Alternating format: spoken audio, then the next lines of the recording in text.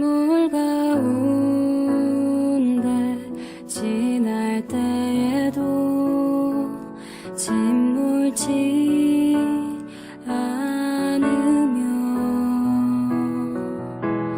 불 가운데 행할 때에도 너를 상치 못하게 하시리. 너를 지명하여 부르신 하나님 큰 사랑, 너를 구속하여 살리신 하나님 내게 말씀하시네. 두려워 말라, 놀라지도 말라. 내가 어딜 가든지 무슨 일 만나든지 내가 함께하리라.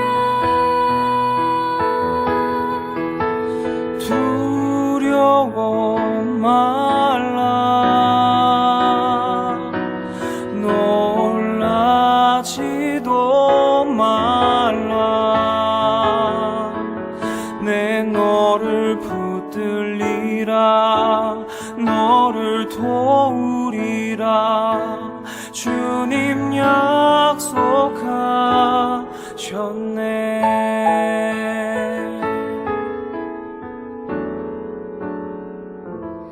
너를 지명하여 부르신 하나님 큰 사랑, 너를 구속하여 살리신 하나님 내게 말씀하시네.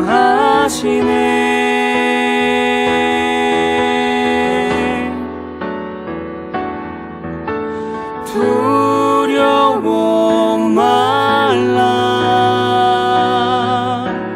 놀라지도 말라. 내가 어딜 가든지 무슨 일 만나든지 내가 함께하리라.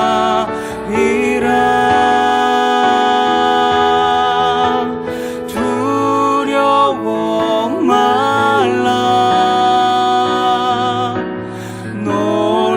놀라지도 말라. 내 너를 붙들리라, 너를 도우리라. 주님 약속하셨네.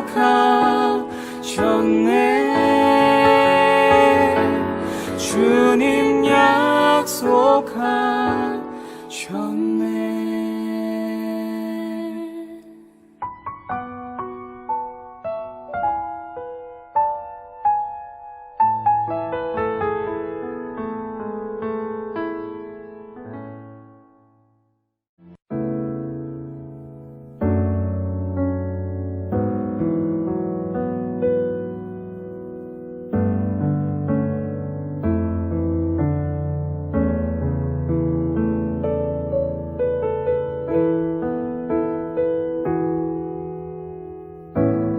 의지했던 모든 것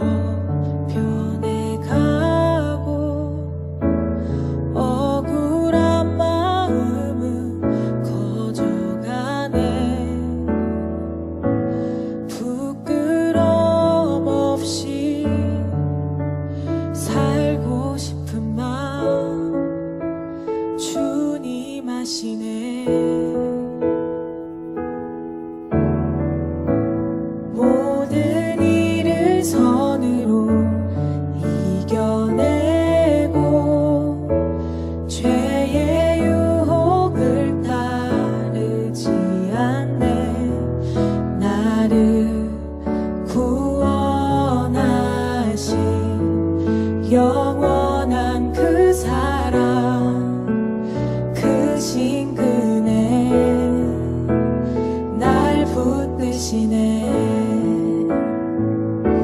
주어진 내 삶이 작게만 보여도 선하신 주 나를 이끄신 보내. 중심을 보시는 주님만 따르네. 날 택하신 주만 의지해. 보이는 상황에 무너질지라도 예수 능력이 나를 붙드네. 보이지 않아도 주님만 따르네. 내 평생 주님을 노래하리라. 주어진 내 삶이 작게만 보여도 선하신 주 나를 이끄신 보내. 중심을 보시는 주님만 따르네. 날 택하신 주만 의지해. 보이는 상황에 무너질지라도 예수 능력이 나를 붙드네. 보이지 않아도 주님만 따르네. 내 평생 주님을 노래하리라. 보이지 않아도 주님만 따르네. 내 평생 주님을 노래하리라.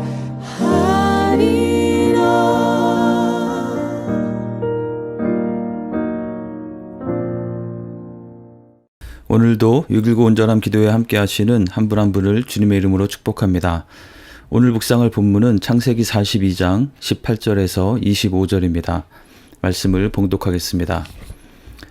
사흘 만에 요셉이 그들에게 이르되 나는 하나님을 경외하노니 너희는 이같이 하여 생명을 보전하라. 너희가 확실한 자들이면 너희 형제 중 한 사람만 그 옥에 갇히게 하고 너희는 곡식을 가지고 가서 너희 집안의 굶주림을 구하고 너희 막내 아우를 내게로 데리고 오라. 그러면 너희 말이 진실됨이 되고 너희가 죽지 아니하리라 하니 그들이 그대로 하니라. 그들이 서로 말하되 우리가 아우의 일로 말미암아 범죄하였도다. 그가 우리에게 애걸할 때에 그 마음의 괴로움을 보고도 듣지 아니하였으므로 이 괴로움이 우리에게 임하도다. 르우벤이 그들에게 대답하여 이르되 내가 너희에게 그 아이에 대하여 죄를 짓지 말라고 하지 아니하였더냐. 그래도 너희가 듣지 아니하였느니라. 그러므로 그의 핏값을 치르게 되었도다 하니 그들 사이에 통역을 세웠으므로 그들은 요셉이 듣는 줄을 알지 못하였더라. 요셉이 그들을 떠나가서 울고 다시 돌아와서 그들과 말하다가 그들 중에서 시므온을 끌어내어 그들의 눈앞에서 결박하고 명하여 곡물을 그 그릇에 채우게 하고 각 사람의 돈은 그 자루에 도로 넣게 하고 또 길 양식을 그들에게 주게 하니 그대로 행하였더라. 아멘. 네, 요셉의 삶에 대해서 묵상하고 있습니다. 요셉에 대한 대표적인 표현은 그는 하나님께서 함께 하심으로 인해서 형통한 사람이었다는 것과 그는 꿈을 해석하는 능력이 있었다는 것이었습니다. 꿈은 하나님께서 하나님의 뜻과 계획을 계시하시는 수단으로 사용되었는데 요셉에게는 그 꿈이 무엇을 의미하는지 정확하게 해석할 수 있는 능력이 있었던 것입니다. 꿈을 해석하는 것을 통해서 그는 애굽의 총리까지 되게 되었습니다. 원래 꿈의 의미를 해석하는 것은 고대 사회에서 원래는 점술가와 현인들, 즉 지혜자가 하는 일이었습니다. 이 바로왕의 꿈에 대해서 애굽 안에 있는 네노르하는 점술가와 지혜자들이 나름대로 해석을 하려 했지만 그 누구도 그 꿈의 진정한 의미를 알지 못했습니다. 그러나 요셉은 7년 풍년과 그보다 더 심한 7년 흉년에 대한 예고라는 그 꿈의 의미를 정확하게 해석하였습니다. 그리고 그뿐만 아니라 그 꿈의 의미에 대한 현실적인 대처 방안에 대해서도 주도 면밀하게 지혜롭게 제시하였습니다. 바로 요셉이 그 누구보다도 더 지혜가 있었다는 것입니다. 그래서 그 꿈의 해석과 그에 대한 실행 방안에 대해서 들은 바로왕과 모든 신하들이 그것을 수용했고 그것을 실행할 책임자로 요셉을 총리로 세우게 되었던 것입니다. 꿈의 해석하는 자라고 하는 것은 곧 그가 뛰어난 지혜가 있는 지혜자라는 뜻입니다. 그렇다면 요셉의 이 지혜는 어디에서 말미암은 것이었을까요? 요셉이 스스로 명확하게 하나님께서 바로에게 편안한 대답을 하시리이다 라고 말한 것처럼 이 요셉의 꿈의 해석, 그 지혜는 바로 하나님께로 말미암은 것이었습니다. 요셉은 늘 하나님을 기억하고 의식하고 늘 하나님과 친밀히 동행하며 살았고 그것으로 말미암아 하나님의 뜻, 하나님의 마음을 깨닫고 분별할 수 있는 지혜를 얻게 되었던 것입니다. 그래서 그의 판단과 그가 하는 일은 형통할 수밖에 없었던 것이죠. 요셉에 대한 표현들, 하나님이 함께하심, 형통함, 꿈을 해석함, 이것은 곧 한 가지 같은 것을 가리키는 것임을 알 수 있습니다. 그는 매 순간 하나님과 친밀히 교통하며 하나님의 지혜로 꿈과 상황을 분별하고 판단하여 사는 그런 사람이었던 것입니다. 요셉이 총리가 되고 그의 꿈 해석대로 7년의 풍년에 이어서 대흉년이 시작되었고 가나안에 있던 야곱의 가족들도 곡식을 구하기 위해서 애굽으로 와서 10명의 형제들이 요셉과 만나게 되었습니다. 창세기 42장부터 시작되는 내용이죠. 10명의 형들은 애굽의 총리인 요셉 앞에서 그에게 엎드려 절했습니다. 요셉은 형들을 바로 알아보았지만 형들은 자신들이 노예로 팔아버려서 생사도 알 수 없는 그 요셉이 바로 자신들이 절하고 있는 그 애굽의 총리일 것이라고는 꿈에도 생각하지 못하고 있었습니다. 요셉과 형들의 약 20여 년 만에 재회의 장면인 것입니다. 그런데 여기서 한 가지 의문을 갖게 되는데요. 요셉은 형들에게 자신이 요셉임을 바로 밝히지 않고 형들을 정탐꾼으로 몰아서 옥에 가두었습니다. 그리고 45장에 가서 요셉이 자신의 정체를 밝히기까지 여러 가지 복잡한 과정들, 여러 가지 스토리가 이어지게 되고 또 그 기간도 최소한 수개월 이상 걸리게 되었습니다. 왜 요셉은 바로 자신의 정체를 밝히고 그가 그렇게 그리워하는 아버지와 또 동생 베냐민을 바로 데려오도록 하지 않은 것일까요? 우선 요셉이 형들에 대한 복수심을 가지고 있었기 때문은 아니라는 것은 어제 6.19 말씀에서 설명해 주셨듯이 요셉의 두 아들 므낫세, 하나님이 내게 내 모든 고난과 내 아버지의 온 집이를 잊어버리게 하셨다. 또 에브라임, 하나님이 나를 내가 수고한 땅에서 번성하게 하셨다. 이 두 아들의 이름에서 또 그리고 요셉이 자신의 정체를 밝히면서 형들에게 근심하지 마소서, 탄탄하지 마소서, 하나님이 생명을 구원하시려고 나를 당신들보다 먼저 보내셨나이다 라고 이제 이 뒤에서 말하는 것을 비추어 볼 때 그는 복수심에 의해서 이렇게 한 것은 아니라는 것을 알 수 있습니다. 요셉은 하나님과 함께함으로 인해서 하나님의 주권과 계획을 볼 수 있었고 그로 인해서 자신이 겪은 모든 억울함과 고생에 대해서 그것을 쓴뿌리로 간직하고 있지 않고 이미 용서하고 떠나보낼 수 있었던 것입니다. 그런데 요셉은 왜 이렇게 바로 자신을 밝히지 않고 이렇게 복잡한 과정을 거쳤을까요? 여기에 대한 저의 묵상을 나누기 원합니다. 어제 본문 중에 창세기 42장 9절에서 그 힌트를 찾을 수 있을 것 같습니다. 그는 형들이 자신에게 절했을 때 자신이 어렸을 때 꾸었던 꿈, 형들의 볕단이 자신의 볕단에 절하고 또 형들의 별들이 자신의 별에 절하는 꿈을 기억했습니다. 이 꿈을 기억하는 요셉의 심정은 어떤 심정이었을까요? 내가 어렸을 적부터 한 번도 잊은 적이 없이 꼭 붙잡고 간직해온 그 꿈, 온갖 어려운 상황에서도 이 꿈을 붙잡고 버틸 수 있었던 그 꿈이 드디어 이루어졌구나. 형들은 나의 이 꿈을 망치려고 했지만 내가 드디어 마침내 보기 좋게 역전에 성공하고야 말았구나 라고 그렇게 생각했을까요? 그러지 않았을 것 같습니다. 만약 요셉이 어렸을 때 그 꿈만 계속 붙잡고 있었다면 그는 점점 더 절망적으로 꼬여가는 상황 속에서 아마도 상당한 정말 견디기 힘든 정신적인 고통을 느꼈을 것이고 자기 연민에 더 빠져들면서 그의 삶이 더 황폐해지지 않았을까 생각됩니다. 그가 모든 역경을 꿋꿋이 신실하게 통과해 온 것은 함께 하시는 하나님과의 동행 때문이었지 그 꿈 때문은 아니었을 것입니다. 오히려 그 꿈은 요셉에게 있어서 자신도 해석이 잘 되지 않는 그런 꿈이었을 것입니다. 그가 만약 하나님께 제가 어렸을 때 꾸었던 그 꿈은 무슨 의미입니까? 라고 질문했다면 아마도 하나님께서는 때가 되면 알게 될 것이다 정도로만 말씀해 주셨을 것 같습니다. 그래서 그는 어쩌면 그 꿈을 잊고 있었을 것입니다. 그런데 어느 날 형들이 곡식을 구하기 위해서 자신을 찾아와서 자신에게 절을 하는 것입니다. 그때 그는 어린 시절의 그 꿈을 기억해내게 됩니다.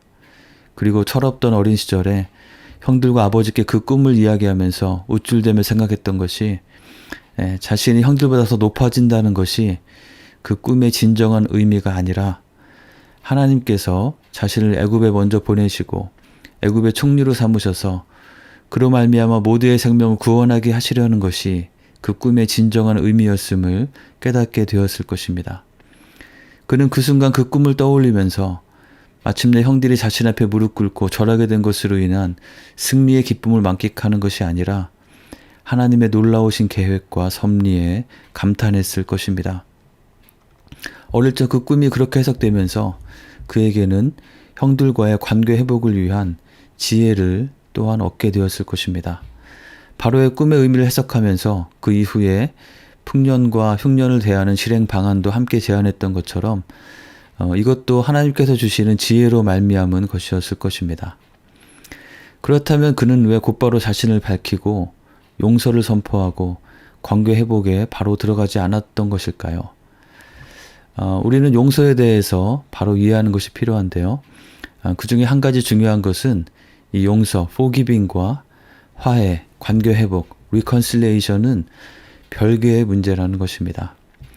용서가 관계 회복까지 다시 함께하게 되는 것까지 이어진다면 가장 이상적이겠지만 용서와 이 화해, 관계 회복은 항상 반드시 함께 일어나지는 않습니다. 관계 회복의 단계에 가지 못하더라도 피해자는 가해자를 용서할 수 있습니다.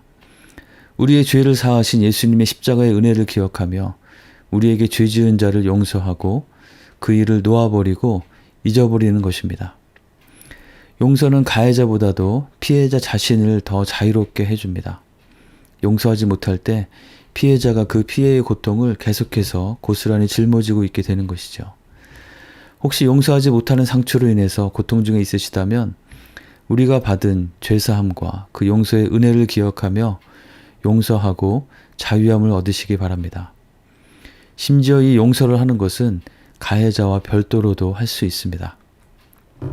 하지만 화해와 관계 회복은 그렇지 않습니다. 이것은 가해자의 뉘우침과 사과와 변화가 있어야 가능한 것입니다. 우리는 크리스찬으로서 모든 사람과 화평하고 화목한 관계를 갖도록 노력해야 합니다. 하지만 우리의 노력과 관계없이 상대방이 변하지 않는다면 관계 회복에까지 이를 수 없을 수 있는 것입니다. 전혀 반성하거나 변하지 않고 나에게 위해를 계속해서 가하려 한다면 무조건 그와 다시 함께하는 것은 아닐 수 있는 것입니다. 함께하는 것은 그의 변화가 있을 때 온전히 가능하게 됩니다. 그러나 그와 관계없이 용서하고 그 문제로부터 자유함을 누리는 것은 여전히 가능합니다. 용서를 관계 회복으로까지 생각해서 용서 자체를 하지 못하지는 않아야 하겠습니다. 요셉은 하나님의 섭리를 인정하며 형들을 용서했지만 그들과 진정한 화해, 관계 회복을 이루기 위해서는 그들이 어떤 마음인지 확인하는 것이 필요했습니다.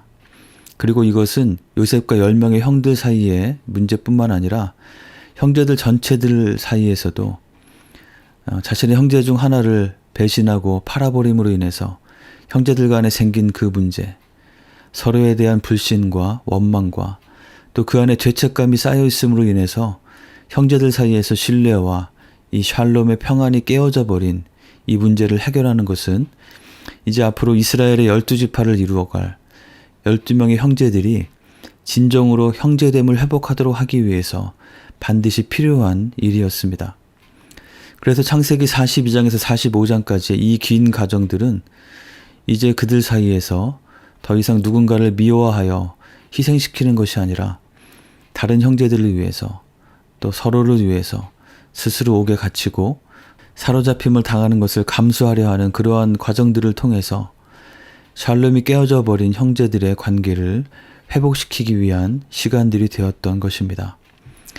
감정적인 앙금과 불신이 많이 쌓여있는 상태에서 무작정 용서라는 한 단어로 다 덮어버리는 것이 아니라 하나하나의 과정을 통해서 하나님께서는 요셉의 용서를 넘어서 이 12 형제들 간의 진정한 관계 회복을 위한 시간으로 사용한 것이 아닐까 그렇게 묵상이 됩니다. 오늘 본문에서 요셉의 형들은 자신들이 요셉에게 했던 범죄에 대해서 실토하면서 뉘우치고 있습니다. 그들이 요셉을 구덩이에 던지고 또 노예 상인에게 팔아넘길 때 그 어린 요셉이 너무나 무서워하고 괴로워하면서 이러지 말라고 살려달라고 자신들에게 간절히 애걸했었는데 그것을 보고도 듣지 않고 무시했던 죄에 대해서 그들은 고백합니다. 지금까지 그 누구에게도 말하지 못했던 것이지만 그들의 마음속에 늘 죄책감으로 깊이 자리 잡고 있던 것을 실토해내고 있습니다. 큰형 르우벤도 요셉을 구하려 했지만 그러지 못한 것에 대한 안타까움을 다시 한번 말하면서 이 모든 것이 자신들이 요셉에게 행한 그 죄의 대가를 치르는 것이라고 말합니다. 그들은 요셉이 알아듣는다는 것을 생각하지 못하고 자신들 사이에만 비밀로 지켜오던 자신들의 잘못을 토설하고 있습니다. 그들이 만약 총리가 요셉임을 알았다면 그들이 말하는 것은 그저 두려움에 의해서 잘못했다고 말하는 것이라고 생각할 수도 있었겠지만 오히려 이러한 세팅 가운데서 그들이 말하는 것을 통해서 그 형들의 마음의 진심을 요셉 앞에서 말하게 하고 있는 것입니다. 이 말들을 다 듣고 있던 요셉은 감정이 북받쳐 올라서 자리를 피해서 울고 다시 돌아왔습니다. 이미 용서는 했고 또 논리적으로 모든 것이 하나님의 섭리임을 이해하고 받아들였지만 이렇게 형들을 직접 만나고 또 그 형들이 자신에게 행한 것에 대해서 이렇게 괴로워하면서 뉘우치고 후회하는 모습을 보면서 또 그 중에 르우벤은 자신을 구출하려고 했었다는 것도 알게 되면서 그에게는 아주 여러 가지 감정이 교차했을 것입니다. 이어지는 이야기에서 요셉이 자리를 떠나서 울고 돌아오는 장면이 몇 번 더 나오게 되는데요. 아마도 이러한 과정들을 통해서 하나님께서는 이 요셉의 감정적인 부분에 대해서도 그가 용서를 넘어서 진정한 화해와 관계 회복으로 나아갈 수 있도록 배려해 주시는 것이 아닐까 생각됩니다.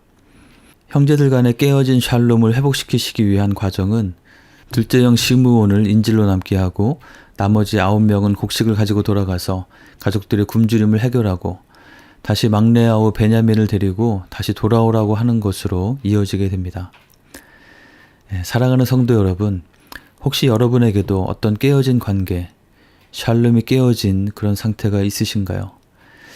요셉과 형들 정도의 심각한 상황은 아니더라도 어쩌면 가장 가까운 관계에서 사실상 정말 작고 사소한 것들로 인해서 샬롬을 누리지 못하는 경우가 많음을 보게 됩니다.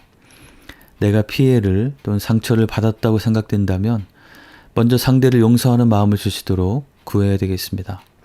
억지로가 아니라 용서할 수 있는 마음을 주시고 또 그렇게 순종할 수 있는 마음을 주시도록 기도해야겠습니다. 그리고 용서를 넘어서 화해와 관계 회복에도 이를 수 있도록 하나님께서 지혜를 주시고 또 상황을 인도해 주시도록 기도해야겠습니다. 내게 들리고 보이는 표면적인 모습보다도 그 상대방의 진심을 볼 수 있게 해달라고 기도해야겠습니다. 그리고 혹시나 내가 상처를 주고 피해를 준 입장은 아닌지 돌아봐야겠고 혹시 그런 것이 있다면 하나님 앞에 그리고 상대방에게 진심으로 진솔하게 나의 잘못을 인정하고 뉘우치고 변화되어야 하겠습니다. 나의 진심이 상대방에게 전달될 수 있도록 하나님의 도우심을 구하며 또 우리의 노력을 해야겠습니다. 그럴 때 하나님께서 주시는 진정한 화해와 관계 회복, 진정한 함께함과 샬롬을 누리며 우리의 삶을 통해서 하나님의 그 샬롬의 은혜가 더 확장되어 갈 것이라고 믿습니다. 우리 모두 하나님과의 관계가, 그리고 우리 곁에 있는 사람들과의 관계가 한 걸음 더 깊어지고 친밀해지는 그런 복된 하루를 보내시기를 주님의 이름으로 간절히 축원합니다. 함께 기도하겠습니다. 오늘 말씀을 기억하며 기도합시다. 우리에게 좋은 샬롬의 관계를 회복하고 더 견고히 세워갈 수 있는 지혜를 주시도록 기도합시다. 하나님과 더 힘써 동행하며 하나님의 지혜로 분별하고 판단해 갈 수 있도록, 혹시 샬롬의 회복이 필요한 관계가 있다면 하나님의 은혜로 인도해 주시도록, 그 과정에서 우리로 하여금 용서하고 또 포용하고 또 잘못을 인정하고 용서를 구하는 순종의 발걸음을 내딛는 오늘 하루의 삶이 될 수 있도록 함께 기도하겠습니다.